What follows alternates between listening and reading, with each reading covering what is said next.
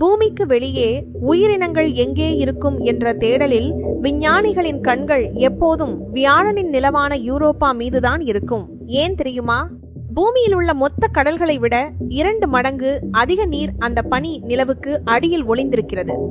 இப்போது 2026 ஜனவரி இறுதியில் நாசா ஒரு மிகப்பெரிய உண்மையை உடைத்துள்ளது.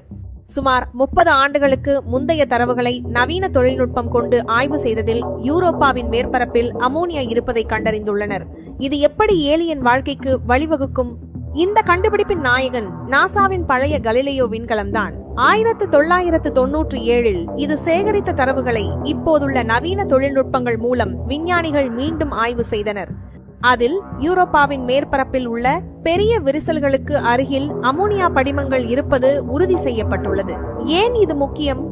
அம்மோனியாவில் நைட்ரஜன் உள்ளது. உயிரினங்கள் உருவாக தேவையான மிக முக்கியமான மூலக்கூறுகளில் இதுவும் ஒன்று.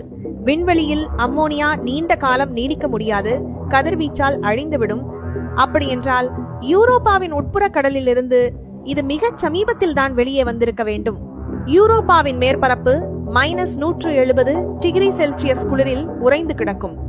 அங்கே நீர் திரவ நிலையில் இருப்பது எப்படி சாத்தியம்? இங்கேதான் அமோனியா ஒரு ஆன்டிஃப்ரீஸ் போல செயல்படுகிறது.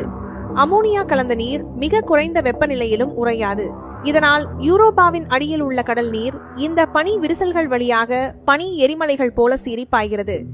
இதன் மூலம் கடலுக்கு அடியில் இருக்கும் ரசாயனங்கள் மேற்பரப்பிற்கு வருகின்றன.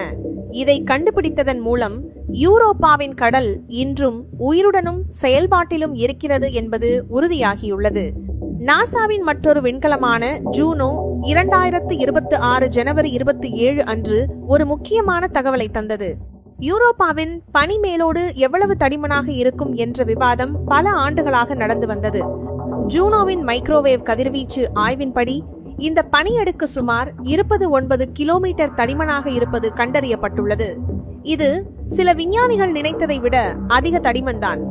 ஆனால் இதில் உள்ள விரிசல்கள் மற்றும் ஓட்டைகள் வழியாக சத்துக்கள் கடலுக்குள் செல்வதற்கான வாய்ப்புகள் அதிகம் இருப்பதாகவும் அந்த ஆய்வு கூறுகிறது. இந்த கண்டுபிடிப்புகள் எல்லாம் எங்கே கொண்டு போய் முடிகின்றன? மேற்பரப்பில் உருவாகும் ஆக்சிஜன் மற்றும் அம்மோனியா பனி அடுக்குகளின் சொட்டு முறையிலான செயல்பாட்டின் மூலம் கீழ் நோக்கி சென்று கடலை அடைகிறது. சூரிய ஒளி இல்லாவிட்டாலும் வியாழனின் ஈர்ப்பு விசை ஏற்படுத்தும் அழுத்தத்தால் கடலுக்கு அடியில் வெப்பம் உருவாகிறது. இங்கே பூமிக்கு அடியில் இருக்கும் எரிமலை துவாரங்களில் உயிர் வாழ்வதை போன்ற பாக்டீரியாக்கள் அல்லது விசித்திரமான ஏலியன் உயிரினங்கள் இருப்பதற்கான வாய்ப்பு 90 அதிகரித்துவிட்டது. இந்த ரகசியங்களை முழுமையாக உடைக்க நாசாவின் யூரோப்பா கிளிப்பர் விண்கலம் ஏற்கனவே கிளம்பிவிட்டது. அது 2030க்குள் அங்கே சென்றடையும் போது நாம் ஏலியன்களை கண்டறியும் வரலாற்று தருணம் நிகழலாம். யூரோப்பாவில் ஏலியன்கள் இருப்பார்களா?